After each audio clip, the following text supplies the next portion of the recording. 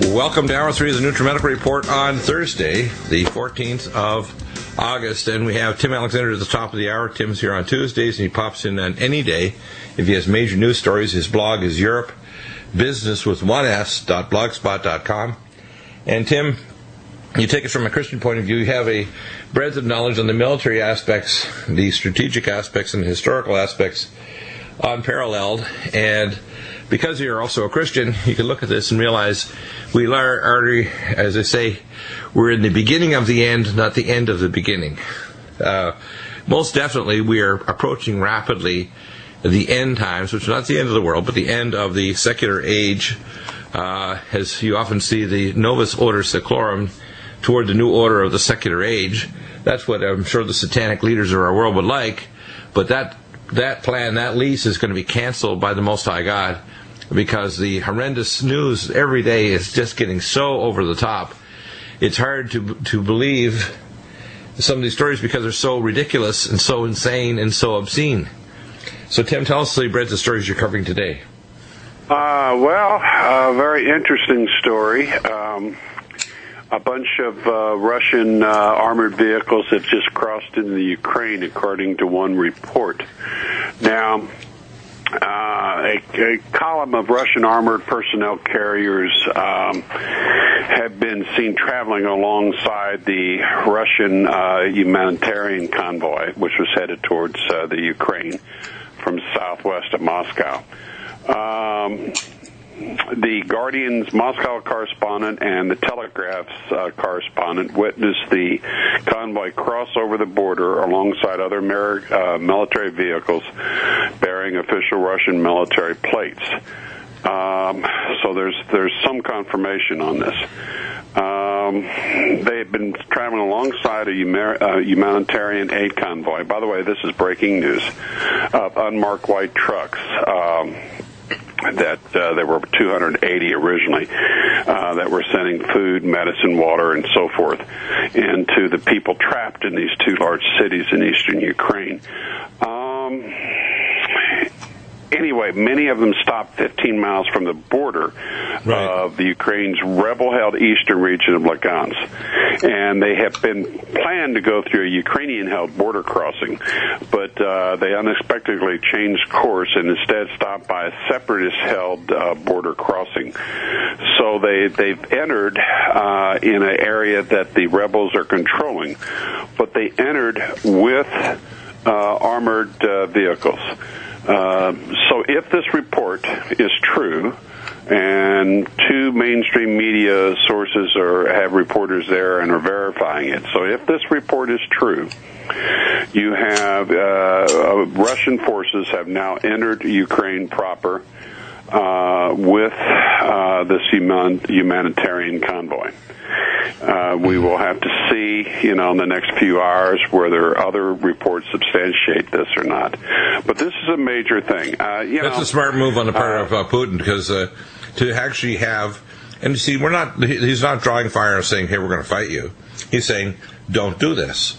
He's basically they did allow, Bill, they did allow a number of Western reporters to inspect the cargo on these white painted vehicles, and guess what? They're food, it's medicine, it's water.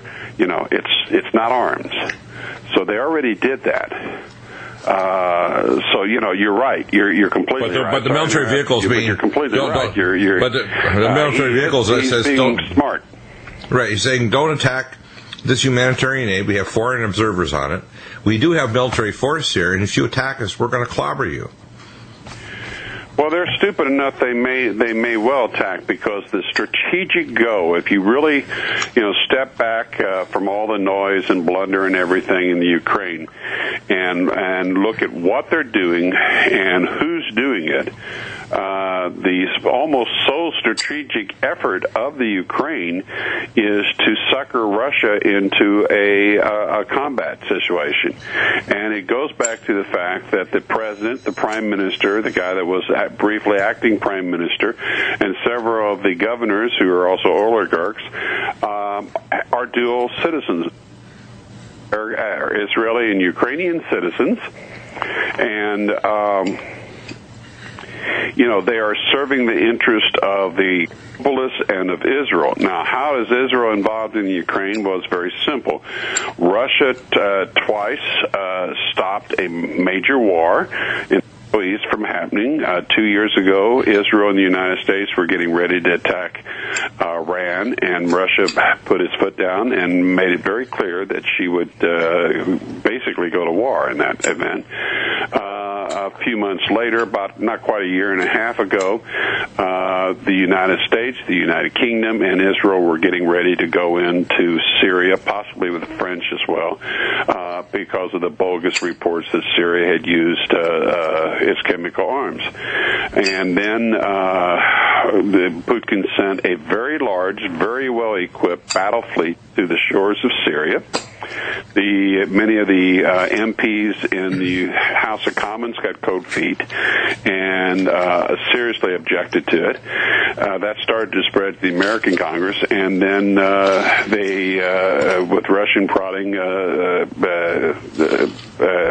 Syrians agreed to neutralize their chemical warfare agents, in which they have now, the United States has now reported just the other day that all of them have been neutralized. Anyway, Putin has stood in the way of Netanyahu and the globalists starting a general Middle East war, and they want him gone, or at least they want to tie him down. And that's what the Ukraine has always been. It's on his border. He can't ignore it. He sees the part that he had to have, Odessa, with the massive Russian bases there. But now he's been trying to do everything to stay out of a battle in the Ukraine, but I don't believe he's prepared to let all these people I think what slaughtered. I think what he's going to do is park his vehicles down there and basically tell the Kiev people, if you continue shelling, you're shelling us, Russians. You're down here to oversee this humanitarian aid. And if the shelling continues of Donetsk and Slavyansk, what probably will happen is the Russians will just move large battalions right across the border and take Kiev. Then you'll have a Russian tribunal. Kiev is a bit of a drive, but my guess is that 3,000-man paratroop force and helicopter-borne force that is stated to begin a war game tomorrow in northwestern Russia. Remember, these are all airborne forces, helicopters, airplanes, and so forth. That force can be moved very quickly to seize Kyiv. If they seize the capital of the Ukraine, that would be called a coup de main. It would basically cut off the head of this Western Zionist-backed coup government, and then his forces would simply overrun the rest of the Ukraine. It's also quite possible that Belarusia will send some of its military forces south in cooperation with the Russians. If they do that, I think they should take these coup leaders and have a proper trial and then hang them. And have a public hanging. Have earned it. Put it up on YouTube too. And also make sure that they're hanged with the coup Ukrainian flag and the Israeli flag over them as they're hanging from the scaffolding. And because we have to understand what we're dealing with. We're not dealing with the state of ancient Israel resurrected. We're dealing with a sabotaging Satanistic state that's what I call Rothschild land, with the Balfour Declaration that was set up by the British bankers. This is not the resurrection of Israel. Yes, the state of Israel wants to exist, and yes, you don't divide the land, but you don't allow Israel to start attacking the Gaza Strip. Now they say they're going to do total control of it. What's going on right now is obscene. In fact, even shelling the United Nations schools where they told them to go to and then killed them. Israel thinks they can get away with anything. They can't. God's watching. We're watching. And we don't like it. Welcome back. And the news is pretty intense. I'm seeing still sci-tech articles here about glacier melt worldwide caused by humans. More foolishness. China probes intimidation by Europeans cry foul. And this is tensions in China's foreign business community escalated to new highs after European companies protested the local authorities involved in antitrust crackdown. China is crashing. By the way, the economy in Russia and in places like in the Crimea, the value of the Russian dollars and so on, it's going down fast. And I think Russia really, they're going to soon have to do some kind of military action in response to this. The escalation of back and forth sanctions by Europeans and now Russia against Europe and the West not buying any more fruit from them, and even the Europeans trying to tell Ecuadorians, no, you can't sell fruit to the Russians, and the Ecuadorian response was, we're not members of the European Union, but of course if they could, they would like to have the bureaucrats in Europe dictate to the Ecuadorians as well that you can't sell fruit to Russia. I think we're on the verge of a major crash of the world economy. I think that by this fall, something cataclysmic is going to happen. And I can't tell you, the menu is quite long now. If you were to sit down at what I call the Hell's Kitchen of Satan, he would say, on the menu, today we have Middle Eastern war, we have boiled Ukrainians, children boiled in their own skin with bombs from Ukrainian Israeli weapons given by America. And we have, of course, economic devastation. Actually, as gross as that sounds, that sometimes is really what happens. Right, and then of course we have the devastation of the Fukushima. I have a video I posted up yesterday, and we'll talk about it in more tonight as well. But there's two Canadian expert divers, dived both in the east and west coast, and one of the real top guys. He's real smart. He can tell he speaks with a Newfoundland accent, but this guy is a professional diver. And they took video along 200 kilometers of British Columbia coastline, and the intertidal area, because I'm an oceanographer as well, is dead. The oceans are dying. This is ground zero of the Kuroshi Current striking British Columbia and heading north and south toward Alaska and south toward us. I've also looked at our radiation detector, and it's fluctuating. Right now it's 34 counts per minute, but it's been down to zero. What's happening is fluctuating up and down. They started a few days ago, directly pumping full-bore plutonium-laced water into the Pacific Ocean. The Pacific Ocean is dying. They found one crow. Dr. Bill, that's a population reduction program working full time. Well, it's not just going to affect the oceans. In the Gulf of Mexico. It'll soon start killing the forests in British Columbia and Washington State. It'll start moving further south as radiation bioaccumulates, and it'll cause massive forest fires because as the plants die, they become basically tinder to start a fire. And as these droughts, which by the way are caused by geoengineering and by increased ultraviolet light because of geoengineering of the upper atmosphere with heavy metals, thorium, strontium, barium, etc., nanoparticles, to steer using plasma physics, the weather systems, but they're also caused by Fukushima Daiichi, because we know after every surge of radiation, there's further destruction of the ozone layer. So now, if you go out in the midday and don't have eye or body protection, you're going to get burned and damaged. It will suppress your immune system, even through light clothing. It will damage your retina and cause pterygium across your eyes. And it will cause the death of at some point, it's going to cause a massive famine, causing our crops to fail. And I've been saying this for years now.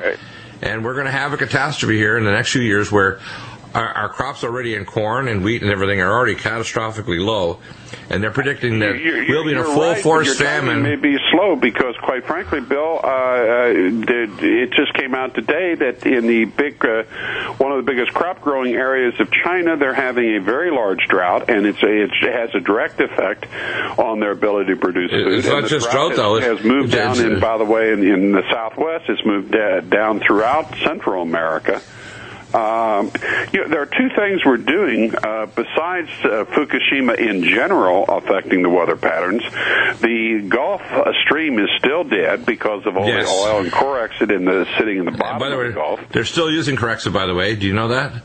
And because the boundary zone between the warm and cold water is gone, because there's no boundary zone, people need to know this. In most of the world. We're using it all the time. You know, all the other departments of the military don't use Corexit. It's only that department, the Environment Department, ordered by the U.S. government, and it's the only version of a dispersal agent that's not used by even the other branches of the government military, like the Navy, etc. that is toxic. It has 9,500. There's a couple things on news I got to get out. By the way, what we've just been talking, the world at war, independent there's only 11 countries on the globe that are free from any kind of conflict right now. Only 11. Wow. There is a confirmation in the one of the leading British newspapers, The Telegraph. Russian armored vehicles and military trucks have crossed into the Ukraine from Russia. So we have now at least a confirmation of that story I reported a few minutes ago, that the Russians have crossed the Ukrainian frontier with an armored column. Now, this, as a historian, I have to tell you, there's probably a chance, it could be 25% or 50%, but that future historians will consider this the day that the height and military part of the Third World War began. Time will tell. It may not, but this is major news. It's breaking right now. I've been searching as we've been talking about for some additional confirmation. I do want to say real quick before Chris comes on. I want you to stay there because we want to integrate all this together because they're all tied. And we know that. I want to say something about Robin Williams.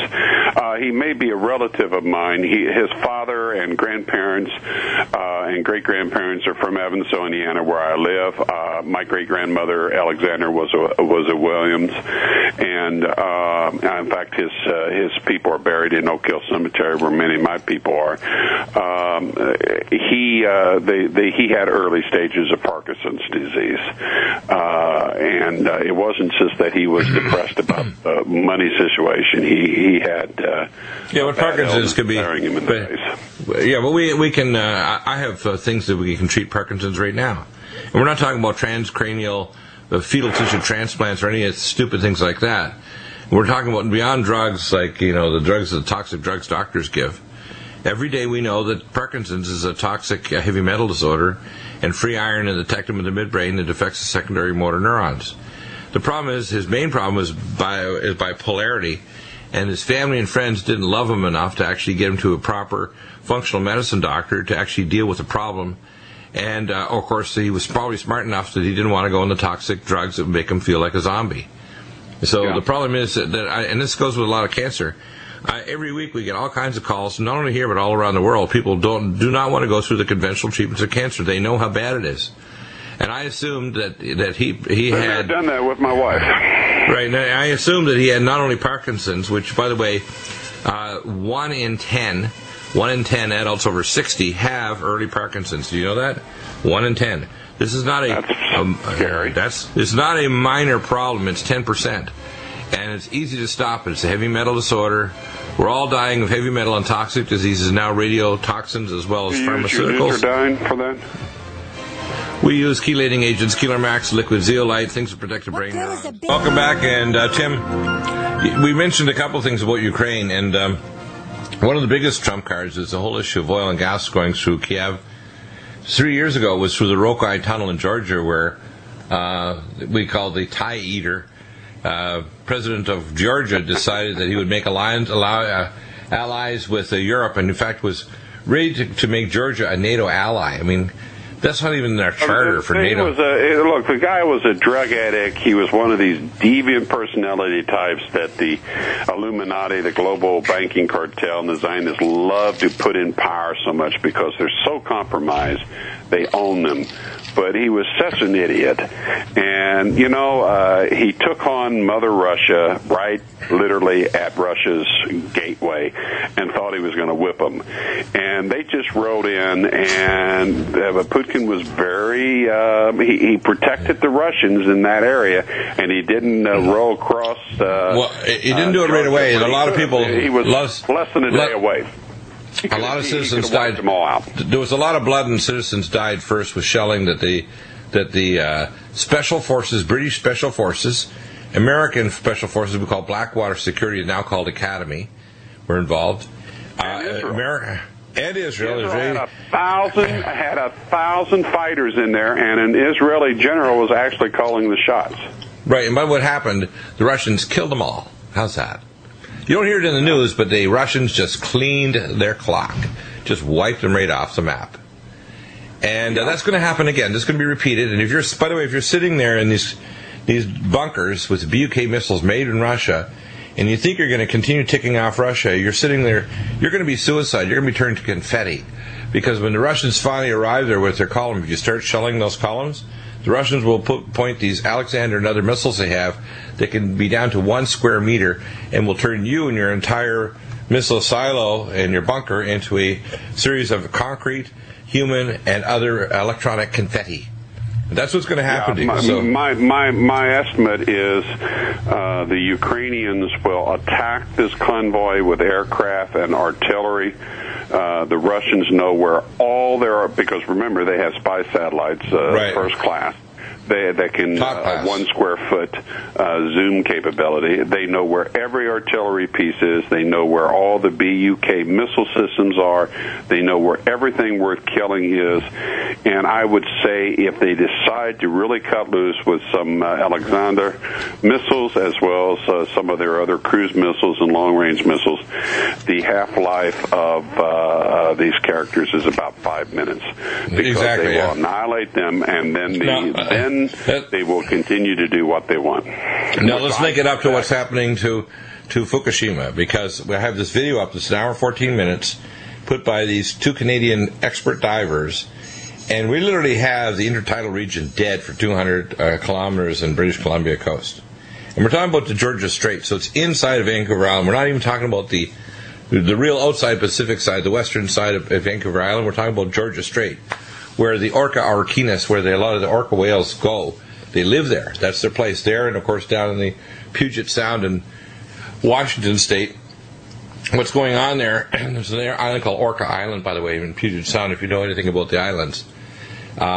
In Puget Sound, it's quite pretty amazing. These are very intelligent whales. Now, I remember there's a story of a movie that was put up about Star Trek, that these very violent, and very advanced cultures across the galaxy were listening to the sound of the whales, because they like to hear the sound. Apparently, across the galaxy, they could hear the sound of the whales, and they had made a pact that when the whale sound stopped, it was time to wipe humanity from the face of the earth. And Star Trek had to actually go through a time warp to actually go back in time to stop this from happening, because they were going to wipe out the human race, because humans have been so evil they'd actually killed the oceans and the whales. Well, that's happening right now. The largest ocean, which is 1/3 of the ocean surface of the entire planet, is dying. This is cataclysmic. This is like right out of the book of Revelation. And I want to quote something that I put in Clay and Iron, which may shock people, because I'm not going to give a full revelation of what I'm saying until the first day of the treaty. This is like one of the final plagues of Egypt. And we got to think of Egypt as being the international bankers. Think of it as the international bankers of the Rothschilds and the City of London and Londonistan, I call it. And America and the West is Beast Empire, which is Europe and America and NATO all put together in one big mishmash, pushing war, pestilence, and of course it's all American-based companies that have caused Fukushima and have not tried to fix it at all. And the same things come out about what's going on in terms of our dangers here in America. And Chris, you've got some interesting new news about what's come out about this, all of this. Fukushima is killing the oceans, but it's going to start killing the land too. We're going to start seeing the death of forests, the death of birds, and no insects. We're going to start seeing the death of crops, and human beings are going to come down with very serious illnesses. So fortunately, British Columbia and Washington State first, and it'll start coming down more and more. It'll start crossing over the Rocky Mountains and coming down through the Midwest. And by the way, it won't stop at the Atlantic Ocean. It's going to go across Europe. It'll go transpolar. What will happen is you'll start seeing the death of the Northern Hemisphere. And it'll happen. It'll happen over maybe 3, 5, 10 years. But it's going to happen. The intertidal region is dead. There's nothing there. It's dying. People need to understand this. Look at the pictures yourself. Look at the video. This is no joke. This is cataclysmic, end of the game stuff. Chris, what's going on in Fukushima? Oh, Dr. Bill, just in the BusinessInsider.com from Australia, the headline is, "The serious biological effects of Fukushima radiation on plants, insects, and animals is slowly being revealed in 2014. I'd like to just read the complete summary of that, because it really does segue nicely with what you were just discussing. A review of genetic and ecological studies for a range of other species at Chernobyl and Fukushima revealed significant consequences of radiation, and population censuses of birds, butterflies, and cicadas have showed major, this is at Fukushima now, showed major declines which are attributable to radiation exposure. There's also morphological effects such as apparent feathers on barn swallows and other observations of that such. So there's certainly measurable. We're seeing measurable effects. Well, we talked about also these little nanoparticle microballs from the plutonium particles when MOX Reactor 3 blew up on March 11th, 3.5 years ago.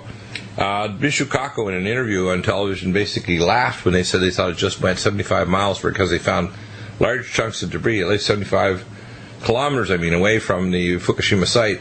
These nanoparticles were exploded into the atmosphere, and plutonium, of course, is being pumped into the Pacific Ocean. It has a half-life of 24,900 years.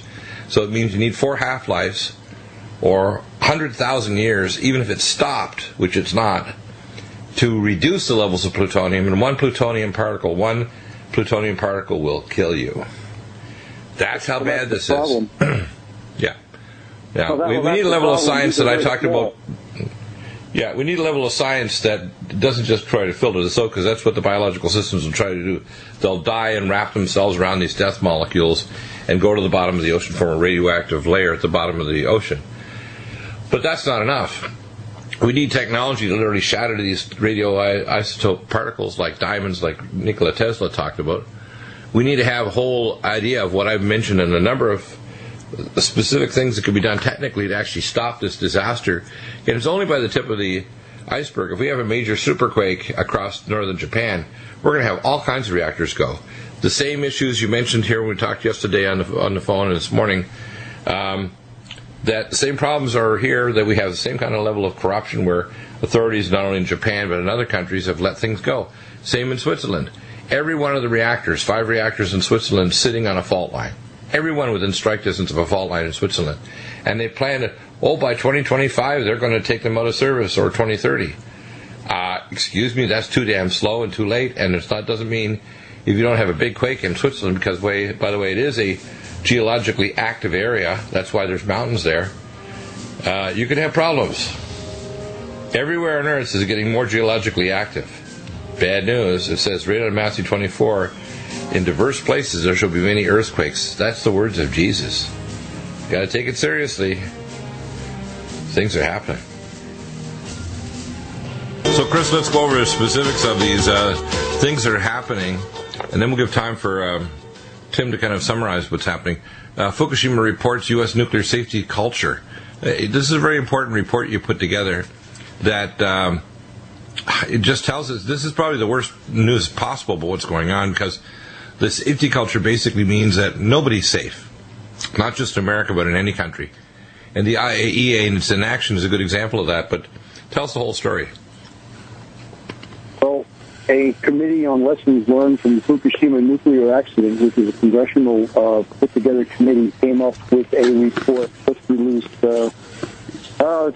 this week, as a matter of fact. And the report shows that the committee came up to understand that there's a lack of strong nuclear safety culture, and that was an important contributing factor to the Fukushima accident. And we know that was true because TEPCO was in cahoots with NISA. NISA is their science administration, the Nuclear and Science Administration in Japan. But now they're finding also they drew some very strong corollaries between that and what is going on today at the Nuclear Regulatory Commission here in the United States, and said that for sure that we are susceptible to that kind of what the phrase is called regulatory capture, which means that the industry is so ingrained with the regulator that you're almost indistinguishable as far as who is really calling the shots and who defines what safety is and then who enforces such actions, and then what the consequences would be when the actions are not taken in a correct and safe manner. So that's what this report is all about. It's actually a pretty lengthy report. What I'm gleaning from it is that even here in the United States we are susceptible to that. We've known that with just about every administrative agency who oversees I got a new term for you. Let's call it bureaucratic omnicide. How's that? It kills everything. Bureaucratic omnicide. So, now, how does this all tie together? We've got this video up for an hour, 14 minutes by these expert divers. We've got lack of cooperation by the airlines to actually put data logging radiation detectors. If we do have information from the military, they're not sharing it with us. Congressmen and senators don't know anything and certainly won't speak out. They're certainly not going to impeach Obama. We need to impeach Boehner first. As I say, we need to do a Boehnerectomy first before we do an Obamanectomy, because he's fully compromised. We have them thinking that if they criticize Obama, it might increase his chances. If actually we're seeing a narrowing of the lead between Hitler and Clinton, and I've mentioned since 1999 when I traveled to 42 cities in Israel, that the most evil person I've ever met on the planet is Hillary Clinton. And people can go back and listen to the audio of exactly why I say that. She is, without a doubt, there may be other people who are good candidates, but she's the one who I have met personally is the most evil person. Now, if she is their Democratic candidate, and this is a person we're looking at, and we have these other Republicans that won't do their job, what are we going to do? We're going to start seeing death and destruction from Fukushima. We're going to see a collapse of our crops because of ozone destruction. We have energy policies that are not giving us energy needs we need even to keep our houses warm or to supply our cars and industry. And we're hiding advanced technology like nuclear fusion technology, which we talked about on Wednesday. Yesterday with Harley Schlanger, that we've had for 60 years. So we don't want the public to have advanced supercomputing so that children can learn to become multi-programming experts by the time they're in their 20s. We don't want limitless energy. We don't want life extension. We want a toxic world that shortens people's lives and makes it miserable before they die of inadequate and improper care, which is what we're getting from doctors nowadays. Knuckleheads, basically, they're frightened to do anything different than their colleagues, or they'll be delicensed or put in jail. Now, people need to wake up. We're a quivering and gutless masses are not asking the tough questions. They want to attack the messenger because they don't like the message. It's too scary. So we must be crazy so they can feel good about their own death. It's not going to be a good death. They used to talk about this. They have a statement in South America. They call it I don't know what the term is in Hispanic in South America, but they call it the good death. There's no good death. If you live and you die while you're being real, genuine, at least you're going to save yourself to the moment of your expiration on this planet. And you might save other lives, and there may be a culture that follows after you that survives the cataclysm of stupidity, arrogance, and gutlessness. So, Tim, tell us what you think is going to happen, because 3.5 years in, we'll be releasing probably in the next couple of days my book on Fukushima. I gave an article last week which I posted up. It's a summary. It was posted on GCN Live, too. I think we are at the fulcrum. I don't think that the world is going to last much longer before famine. Let me tell you what I just typed. Famine and red death. I'm updating my blog as I'm sitting here with the feed in my ear. The head of the article that I've just am writing right now is, and you got to remember, I'm a historian as well as a strategist. World War III began today. Right. Wow. Russian armored forces have entered eastern Ukraine. The armored vehicles were accompanying the aid convoy the last You said something different, though. Journey. Just at the break, though, you said something really important, Tim, which I want you to highlight. You said at the border, the military vehicles move forward and not the humanitarian first. Right. So the military vehicles are the spear, the head of the spear going toward these cities of Donetsk and Slovyansk, and they're challenging these Kiev maniacs, Israeli maniacs, that you keep shelling, we're going to clobber you, we're going to hit you with advanced missiles and take you out first, and then we're going to decapitate a Coeur d'Alene and decapitate your government. And then they should arrest these criminals. I think they'll let the Ukrainians actually attack first, which the Ukrainians certainly are apt to do, because this is their strategic goal, is to get Russia in there. And I think they're going to get more than they bargained for. The Russians know exactly where every artillery piece, every air-to-air missile, ground-to-air missile system is. And and within five minutes they'll all be dead. And then Russia will be able to conquer all of Ukraine if they have made that strategic decision. There is a large force, 3,000 paratroopers and helicopters and aircraft that are supposed to be performing war games tomorrow. Remember, it is tomorrow there right now. It's about 1 a.m. So that war game has begun, but that force can be headed toward Kyiv for a coup de main. Right. Now, the key question is what will NATO do? In a sane world, NATO will say, well, ta-ta, that's really bad, shame on you, but we're not going to go to war. But we have the lunatics have control of the bus. The pedal is all the way to the floor, and we're going to the cliff. Here's what I predict. I predict three things. Firstly, they'll try to seize the oligarchs and Mr. Putin's $40 billion. The second thing is they're going to try to do further financial sanctions to kill the Russian economy and the economies of Belarus or anybody else who moves with the Russians. And the third thing they're going to do is try to prevent travel, so they're going to ruin the shopping day of the wives of the oligarchs, so they can't go shopping in Paris or London.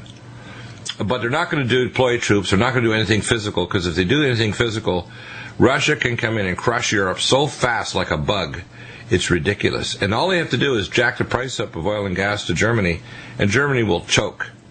The Germans are enraged by the CIA spying already, the spy net they had to disentangle from their intelligence apparatus, and they don't trust the damn thing that Mr. Obama says. If he came back to the Brandenburg Gate, they'd spit on him.